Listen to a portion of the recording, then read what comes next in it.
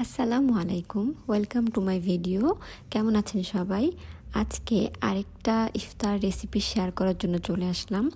আমি কিছুদিন আগে একটা স্যুপের রেসিপি শেয়ার করেছিলাম, আজকেও একটা স্যুপের রেসিপি শেয়ার করব, বলতে পারেন আগেরটারই অন্য একটা ভার্সন আর কি।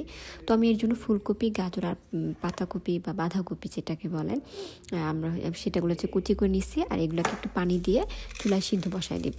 তারপর একটু সামান্য ওটস নিয়ে সেই ওটসটাকে আমি একটু পানি দিয়ে ভিজিয়ে রাখলাম। পানি দিয়ে ভিজাবো না, ওটসটা শুকনাই রাখছি। আমি যে সিদ্ধ করতে দিয়েছি সবজিগুলো, সেই সবজি সিদ্ধগুলোর মধ্যে আমি ওটসটা দিয়ে দিলাম। তারপর কিছু সময় সবজিগুলোকে বয়েল করে আমি হচ্ছে ব্লেন্ডারে দিয়ে ব্লেন্ড করে নিব।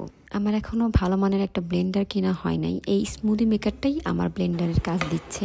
তো চুলায় একটা প্যান বসিয়ে আমি প্রথমে বাটার দিয়ে দিলাম, তারপর দিয়ে দিব ব্লেন্ড করা ভেজিটেবলসটা দিয়ে আমি আজকে স্যুপের মধ্যে চিকেন স্টক ব্যবহার করেছি। আমি যখন চিকেন সিদ্ধ করি, সেই চিকেন সিদ্ধ করা পানিটা আমি গ্লাসে করে ফ্রিজে স্টোর করে রেখে দিই, তখন এটা আমি স্যুপে ব্যবহার করি। তো এটাতে স্যুপের টেস্টটা আরও অনেক বেশি বেড়ে যায় আর কি, আমার কাছে মনে হয়।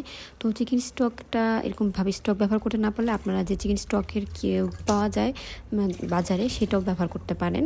তো আমি পরিমাণ মতো পানিও দিয়ে দিলাম, তারপর একে একে লবণ, গোলমরিচ, সয়া সস আর কিছুটা টমেটো সসও দিয়ে দিব। এরপর দিয়ে দিব সিদ্ধ করা চিকেন। আমি চিকেন সিদ্ধ করে ফ্রিজে রেখেই দেই, তাই যখন তখন বের করে আমি এটা দিয়ে এক একটা আইটেম তৈরি করতে পারি। তারপর দিয়ে দিলাম লেবুর রস, আপনারা এখানে ফ্রেশ লেবুর রসটা ব্যবহার করতে পারবেন।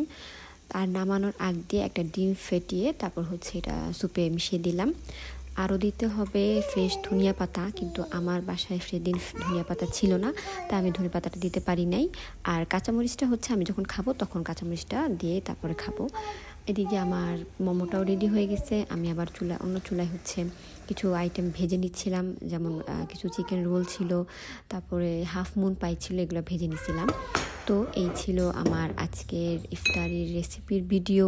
সবাইকে ঈদের অগ্রিম শুভেচ্ছা জানিয়ে আজকে এখানেই বিদায় নিচ্ছি। ভালো থাকবেন সবাই, আল্লাহ হাফেজ, ঈদ মোবারক।